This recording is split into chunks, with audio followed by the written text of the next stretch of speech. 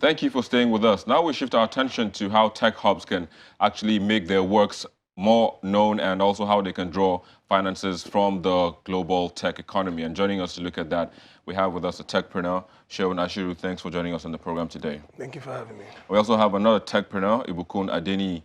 Thanks as well for joining us on the program. Thank you for having me. Of course. So, I mean, we seem to have a lot of technology hubs in the country, but we mostly, know about the ones in Lagos and maybe Abuja. What is going on? What is happening with the others in and around the country? Okay, so techpreneurs all over Nigeria have been facing the same challenge in different locations. We have the same problem of lack of business support, lack of business expertise, lack of power, lack of internet, connection and all of that. So you have communities in different states, with techpreneurs that feel, okay, if I want to achieve this dream of creating this particular product or idea, making it go, global, I need to look for where I can, develop this thing, accelerate it. And so that's why you see most of the techpreneurs, they move from different states to the main city, talking about Lagos. They move to Abuja because there are existing tech hubs, accelerators, incubators that are doing things.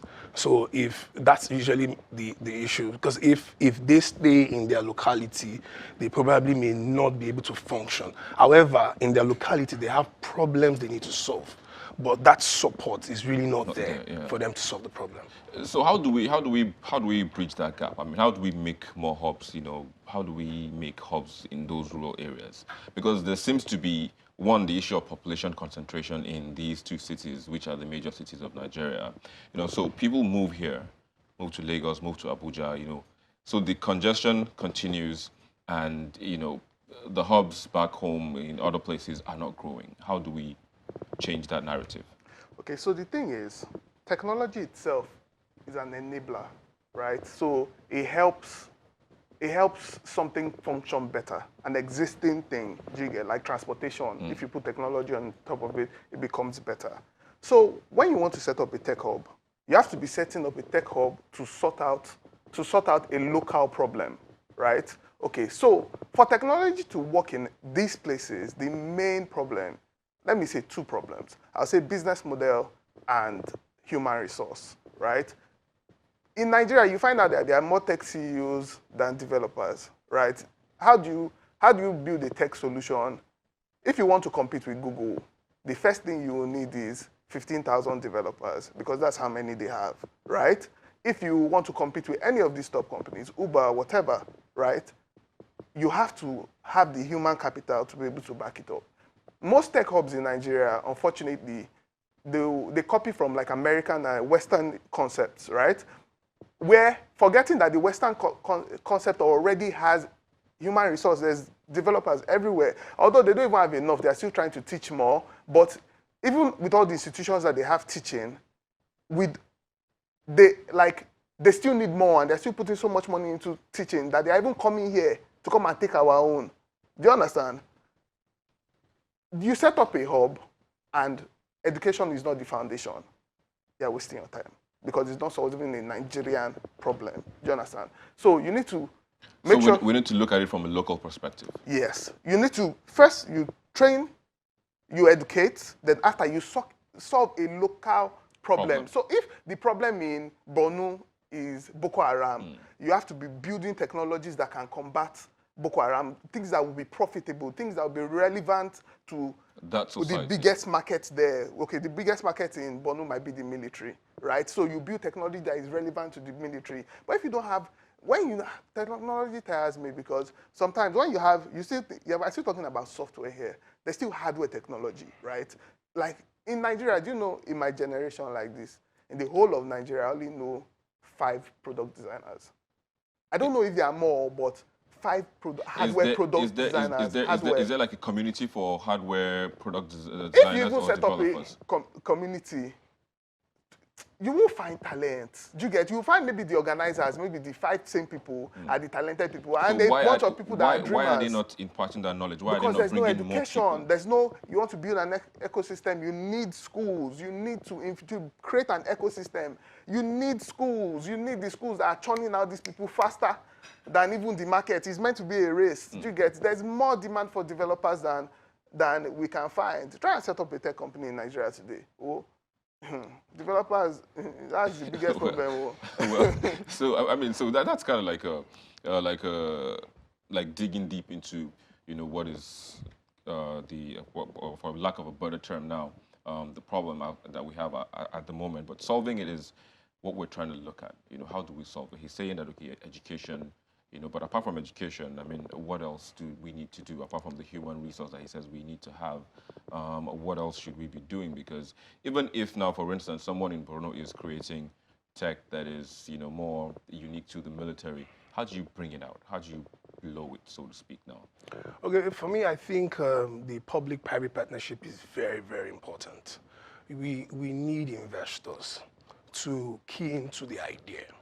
You know, and when you bring in venture capitalists, for instance, into the space, they are looking at, oh, we want to solve a problem. How do we cash out from this too?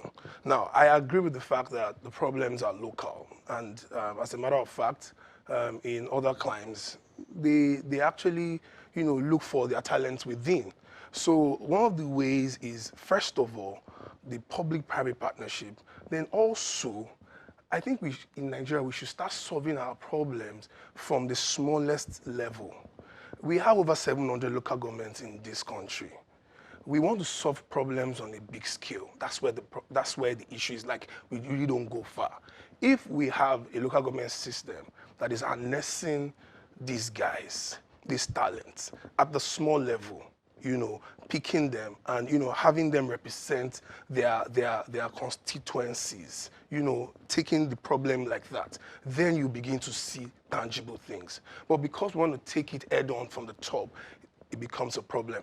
Tech hubs obviously have the side of, you know, profiting, but at the same time is for building results. You know, I mean, for results at the end of the day. So I think that is really very important. Hopefully that will happen very soon, and hopefully all those funds that have been channeled into the country, you know, will go to the right places, and hopefully all those hubs in the rural areas will get the needed attention that they deserve with all of the products that they're creating. But then I have to say thanks for joining us on the program today. Oluwaseun Ashu, techpreneur, as well as Ibukun Adeni, techpreneur as well, and CEO of Hack Academy. I forgot to mention that. Thank you very much. Coming up next is the most viewed videos on our YouTube channel in the past week. Please stay with us.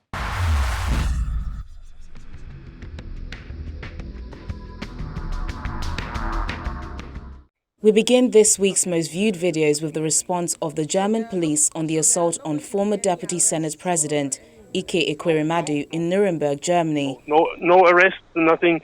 The police calmed the situation. There were about 30 persons who demonstrated against this minister, who he was, and he get back in his car and drove away and flew back to Munich, I think Munich, and then back to Nigeria. It is followed by the Adamawa communities, whose link to some parts of the country have been cut off by floods.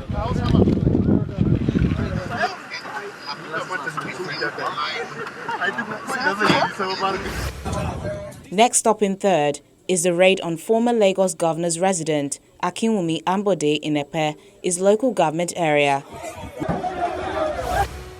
While second place sees parishioners mourning a murdered priest in Enugu, southeast Nigeria.